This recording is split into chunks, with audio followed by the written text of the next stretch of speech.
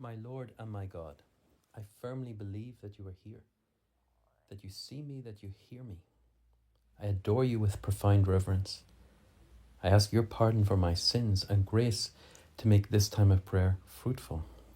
My Mother Immaculate, Saint Joseph, my Father and Lord, my guardian angel, intercede for me.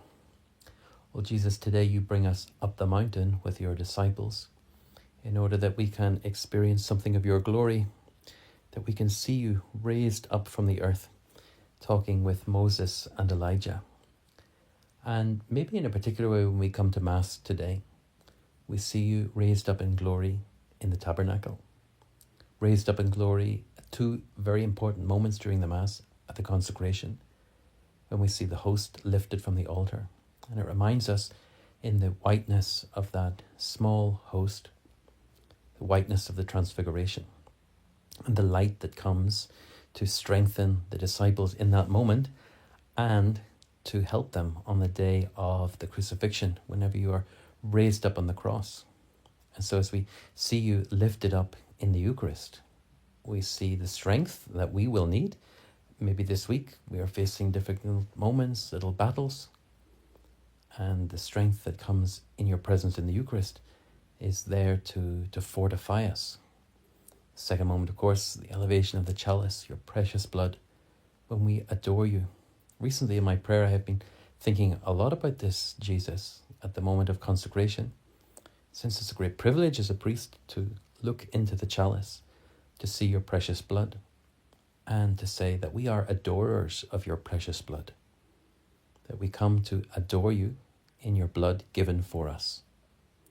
And so this whole experience of the Transfiguration is a gift for us to see you in glory, to worship you, and to be strengthened by you.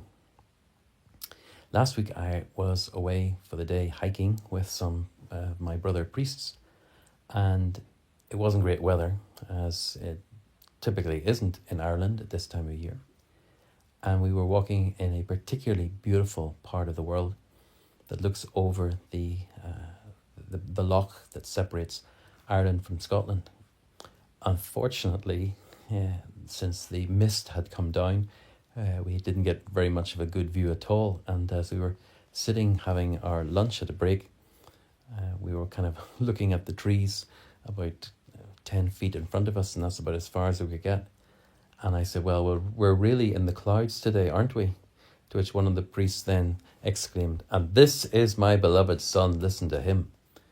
So we find ourselves a little bit in the cloud, not able to enjoy the view at times.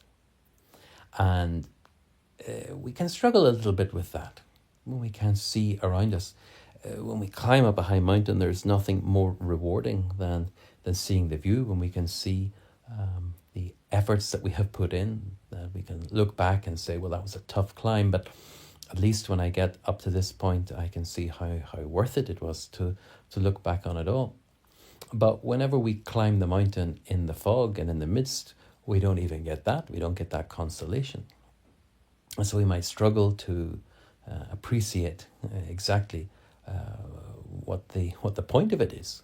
We just arrive exhausted and we don't get the beauty of the view. And I think a little bit this can be our experience in life, that we struggle a little bit to find the way. I think this was the experience for me very much in my 20s. And I've reflected on this a lot, that I think in our 20s, life can be a little bit like walking through the cloud. We've not quite made it yet. We are working, we are going through university or studies, finishing one thing and moving on to the next without having really made it yet. It was my experience certainly in seminary, going through, studying, longing, hoping for the day of ordination, but not quite there yet. Always in training without having arrived. And that can be a little bit like walking up a high mountain at times. And walking not just up a high mountain, but walking in the fog. And we have moments of doubt, maybe even moments of despair, not knowing exactly where we're heading. And we'd love a glimpse of the top of the mountain, or even a little bit of the horizon, to give us a sense of of achievement on that journey, but for some reason we are in the cloud. And that Jesus can be a real struggle for us. Whenever I reflect on these words from Matthew's Gospel of the Transfiguration, I see a lot of that walking in the clouds. What must it have been like for Peter and James and John walking up this high mountain, possibly the Mount Tabor in Galilee, which kind of sits looming over the very flat countryside, which they must have seen many, many times in their passing, but not really able to enjoy it to the best of its beauty, walking in the clouds. And it's not so surprising then that when they get to the top and all of a sudden you appear in great glory, they're not ready for that. And they're afraid when they see Moses and Elijah there talking with you. There's something that just doesn't click in their hearts. And we have the words in Matthew's Gospel of the Heavenly Father that come from the clouds to console them because they are afraid. And maybe that can be the experience that we were just reflecting on, not really knowing what this is all about, and our hearts not really being ready for those moments whenever you do reveal yourself to us. It would have been incredible when you think about it, to have seen Moses and Elijah.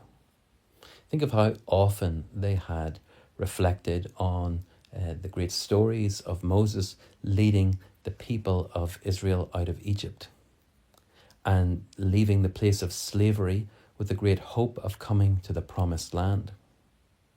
And how often they read about the coming of the law, the giving of the Ten Commandments on the mountain, and then this long period of wandering through the desert, waiting for the promised land to come, without connecting it maybe to their own experience in this particular moment, that they are disciples, they have been with you, Jesus, on this journey, they have seen many things, but they don't know what this is building up to your cross and resurrection. And so there's a kind of a sense of being with you on the journey, but not getting the full picture.